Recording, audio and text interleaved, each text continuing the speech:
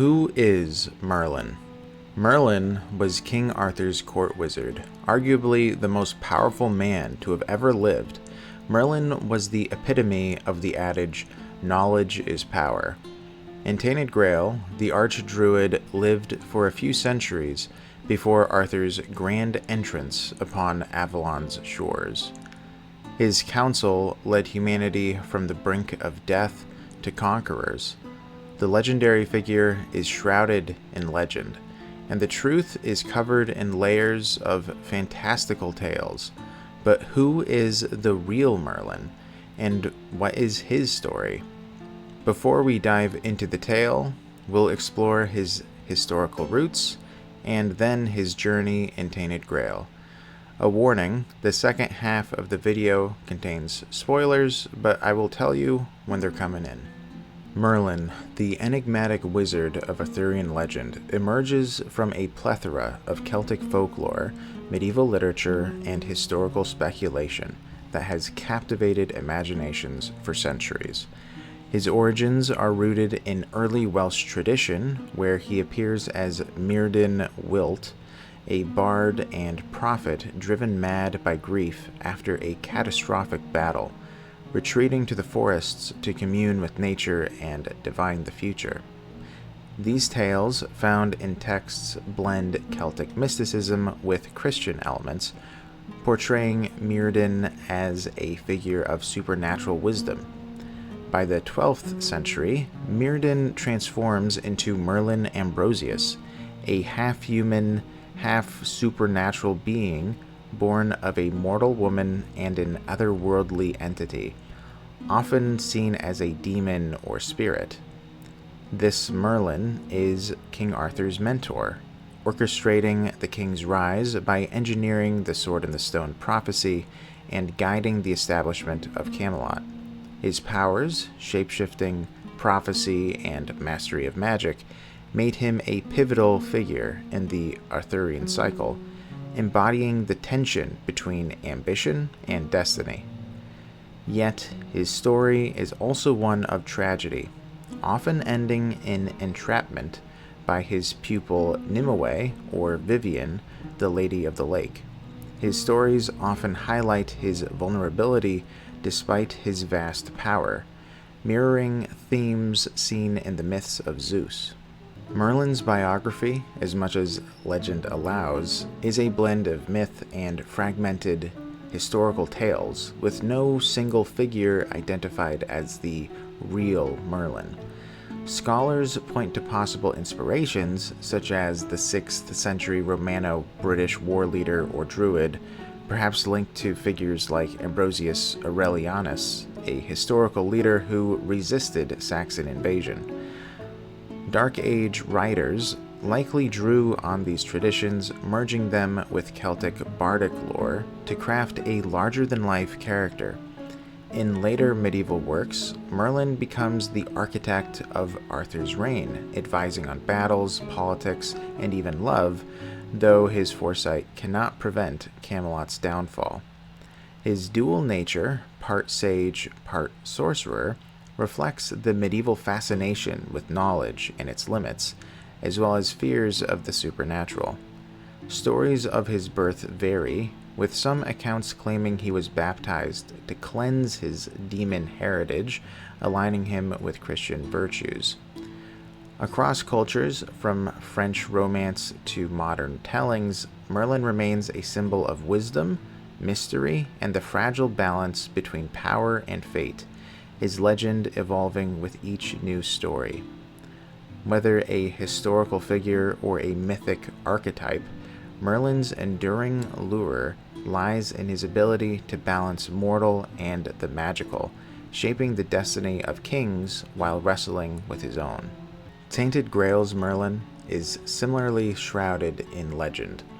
Before I dive into Merlin's definitively true stories, I will discuss the legendary Merlin that the common folk would know him as. Arthur's court wizard was an arch-druid, having lived centuries before Arthur's reign. Arthur's father, Uther Pendragon, needed Merlin to rise to power. He had enemies on all sides, and his realm was in constant war. Merlin agreed to help Uther win his conflicts for a price, his firstborn son. Uther agreed, and his wife Igraine reluctantly handed over baby Arthur. Merlin was called upon several times to aid in Uther's relentless conquest, carving out land for the Pendragon name. Merlin handed Arthur to Sir Ector, the most valiant knight in the homelands, so that the prince would be raised with noble ideals, as opposed to being drowned by his father's values of bloodlust, vengeance, and handling descent with the sword. As Uther's reign reached its twilight, he called for Merlin to find him a prince worthy of lordship, seeing as he only had a daughter, and he wasn't blessed with a son. Merlin agreed, and created the spectacle of the sword and the stone, the result of which led to Arthur being labeled the next king of Camlan. Uther and Arthur kept Merlin close, and he routinely aided the pair in their rule. After Uther's death, Merlin became like an uncle to Arthur, having a hand in every big decision the young king made. In one instance, Merlin helped Arthur slay Carloy, the flesh-eating giant, in single combat. Through a ploy, Merlin gave Arthur a dagger coated in a magical venom that slew the giant in the middle of the fight. There were many other stories similar to this one told in the homelands, and Avalon, where every one of Arthur's exploits had Merlin in the background, aiding in the achievements. Eventually, after the start of the Red Death Plague in Camlan, Merlin and his apprentices continued to advise the now much older king and sailed with Arthur to Avalon. Together, Merlin accomplished much. He invented the menhirs, he was able to banish the weirdness, and he was a champion on the battlefield. He also encouraged the foundation of scientific guilds, led expeditions, discovered secrets of the weirdness, and trained the next generation of druids to aid in Arthur's conquest of Avalon. Various landmarks are attributed to Merlin as well, including the Last Tree, a tree magically imbued to keep the local village of Quinnock safe, and Anchorage, where Merlin constructed a giant barrier to keep humanity's fleet safe from weirdness and foredwellers. After 4 years on Avalon, Merlin paid the ultimate price for the sake of humanity. An epitaph of Merlin reads, "Friend and counselor to King Arthur, Merlin's magic guided the conquest of Avalon and the taming of the weirdness. His wisdom became a cornerstone of Camelot's rise, and his merits are celebrated across the centuries." Spoilers are now ahead if you intend to play any of Tainted Grail. You are warned. So first off, some of what I said is untrue. No, Merlin didn't invent the menhirs, but he did invent menhir rites that can be used on the morbid statues to banish nearby weirdness. He also couldn't have been the one who planted the last tree, since he was dead before it was grown. Lastly, the barrier at Anchorage, also known as the Creaking Cove, was built to keep humanity trapped on Avalon in the first few months to prevent desertion. Everything else is either true or another legend. As for the real Merlin, going back to near the beginning, he must have discovered immortality early on. I will say, as I thought about things, I came up with a theory on his immortality, but I will get to it in a bit. Merlin was the main cause of the Red Death Plague. After he discovered a race of giants near Camlan who had been wiped out by the Red Death, he collected a sample and tested it in his wizard tower in Camelot. Rats who carried the disease got out and infected Camlan, causing an apocalypse. It appears that after that mess-up, Merlin laid low for a little while as Arthur fought desperately to save humanity, but he did seem to ruffle some feathers of the Red Church, who fought tirelessly to halt the plague.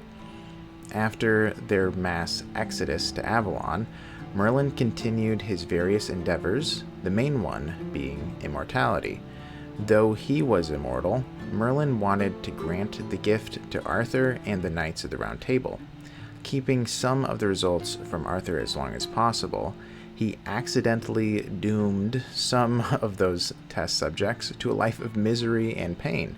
They were suspended in a sack for eternity with no ability to be free. Merlin was then called away from his research after some successful tests and led an expedition to western Avalon, hoping to find a lost fleet full of petty kings with reinforcements. The expedition ended up being a failure, but Merlin discovered how to activate the menhirs while out in the wilderness, constructing the menhir rites for future use. As Merlin tried to return from his failed mission, he was unmade by the Everdweller, a terrifying godlike entity. That was always the most intriguing part about Merlin to me. I mean, the Everdweller, the closest thing to a god in Tainted Grail, was summoned to the field and undid Merlin. Why not the other commanders on the field? Why did the Everdweller stop?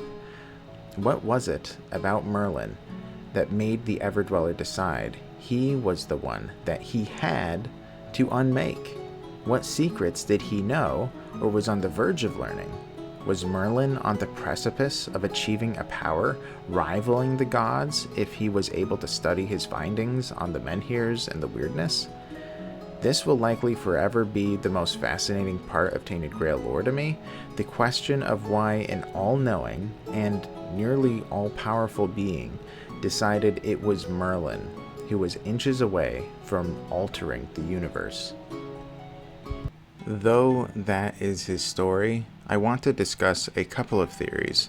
For one, though Merlin is typically attributed to being the mastermind of Arthur's resurrections, the druid had been dead for possibly decades before the first attempt. I wager that Merlin had many notes on the subject, but it was Nimue who orchestrated the resurrection cycle. She attempted to finish her master's work, but maybe Merlin would have come up with a better solution had he returned with his discoveries. The other theory is that Merlin's apprentices are mentioned a few times as his druid students, but what if they are actually his offspring? The other druids found in Moonring, the Charred Conclave, and other places would just be normal people who delved into druidic magic, some more inclined to magic than others. I say this for two reasons. For one, Merlin and his successor Nimue were said to be, quote, closer than a master and apprentice. I don't know if it is insinuating a romance or a father-daughter relationship, but either is intriguing. Later on, Orin is both described as Merlin's last living descendant and his last living apprentice. If they are his descendants, perhaps that can solve another riddle. Orin appears to be immortal, seeing as he lived for at least a half millennium.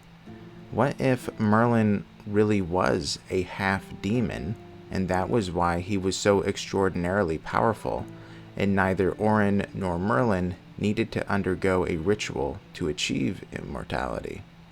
Instead, their demonic blood granted them long life and an attunement to magic. Lastly, there is a debate in the Tainted Grail community as to who the chanting druid in the Tainted Grail trailer is. It has been suggested that Merlin is that creepy druid because in concept art, the chanter and Merlin share a lot of similarities.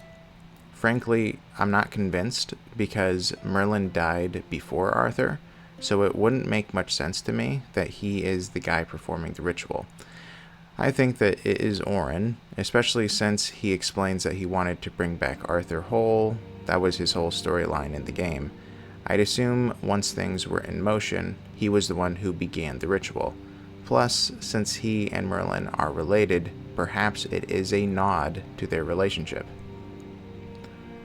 Merlin's journey from enigmatic sorcerer to legend marks him as one of Tainted Grail's most intriguing characters.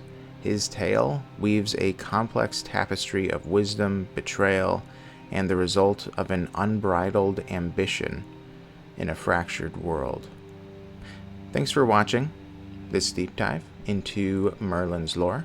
If you enjoyed, please like and subscribe, consider joining our Discord, share your thoughts in the comments, and yeah, stick around for more Tainted Grail character breakdowns and the future of Tainted Tales. And thank you all so much for supporting me and the channel. Appreciate you guys, and I love you guys. I'll see you later. Bye-bye.